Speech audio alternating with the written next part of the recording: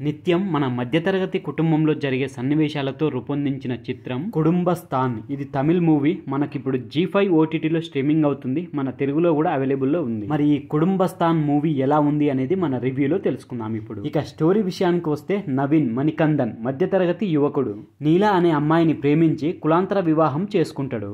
అయితే వీళ్ళిద్దరి పెళ్లిని ఇరు కుటుంబాలైతే వ్యతిరేకిస్తాయి. తాము జీవితంలో ఎదిగి విజయం సాధిస్తామని నవీన్ నీల ప్రతిజ్ఞ చేస్తారు. పెళ్లి తర్వాత స్థిరపడేందుకు ఉద్యోగం, బిజినెస్ కోసం దొరికిన చోట అప్పులు చేస్తాడు నవీన్.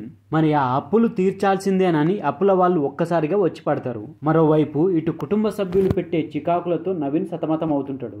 మరి ఈ సమస్యలన్నింటినీ నవీన్ ఎలా పరిష్కరించుకుండు? మరి కులాంతర వివాహం చేసుకున్న నవీన్ నీల చివరి వరకు కలిసే ఉన్నారా లేదా అనేది తెలుసుకోవాలని అనుకుంటే మనం ఈ సినిమాని చూడాల్సిందే. ఇక మొత్తంగా ఈ మూవీ ఎలా ఉంది అంటే, అంతర్లీనంగా మంచి మెసేజ్ ఉన్న సినిమా ఇది. కామెడీ ఉంటుంది, ఎమోషన్స్ ఉంటుంది, అలాగే ఈ కథలో మనల్ని మనం చూసుకున్నట్టుగానే ఉంటుంది. కాబట్టి ఒకసారి అయితే తప్పకుండా చూడొచ్చు. ఇక ఓవరాల్ గా ఎలా ఉంది అనేది మన విశ్లేషణలో తెలుసుకుందాం. దానికంటే ముందు ఫ్రెండ్స్, మన ఛానల్లో ఇట్లాంటి ఓటీటీలో రిలీజ్ అయ్యే మంచి మంచి కంటెంట్ ఉన్న సినిమాలకు సంబంధించిన రివ్యూస్ రెగ్యులర్ గా వస్తూనే ఉంటాయి. మరి వాటి గురించి తెలుసుకోవాలని అనుకుంటే మన ఛానల్ని తప్పకుండా సబ్స్క్రైబ్ చేసుకోండి.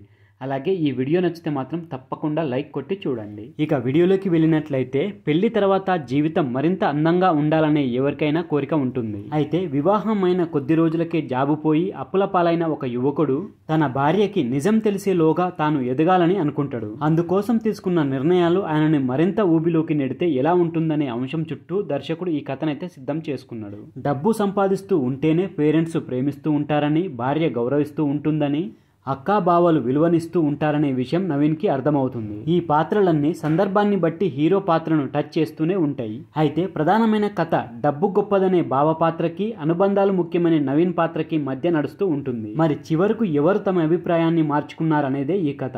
ఉద్యోగం, పెళ్లి, ఇల్లు అనే 3 అంశాల చుట్టూ ఈ కథ తిరుగుతూ ఉంటుంది.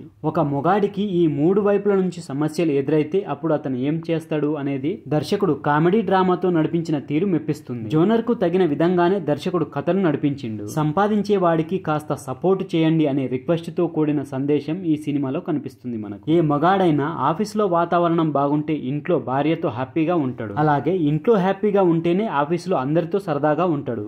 కానీ ఈ 2 చోట్ల మనశ్శాంతి లేకపోతే ఫ్రెండ్స్ తోనే ఎక్కువగా ఉంటాడనే దిశగా దర్శకుడు చూపించిన తీరు ఆకట్టుకుంటుంది. సహజత్వానికి దగ్గరగా కంటెంట్ ను ఆడియన్స్ కి చెరువుగా తీసుకుని వెళ్లడంలో దర్శకుడు సక్సెస్ అయ్యండి అనే చెప్పొచ్చు. ఇక ఫైనల్ గా చెప్పేది ఏమిటంటే, ఎంత సంపాదిస్తున్నామనే విషయం కంటే ఏమేం కోల్పోతున్నామనే ఆలోచన ముఖ్యమనే విషయాన్ని క్లారిటీతో చెప్పారు ఈ సినిమాలో. అయితే కామెడీ మాత్రం ఆశించిన స్థాయిలో లేకపోయినా కానీ సహజత్వానికి దగ్గరగా ఉండడంతో మంచి కిక్ అయితే ఇస్తుంది ఆడియన్స్ కి. సో వీలైతే ఒకసారి అయితే తప్పకుండా చూడండి. సో ఫ్రెండ్స్, ఇది కుటుంబస్థాన్ మూవీకి సంబంధించిన రివ్యూ వీడియో.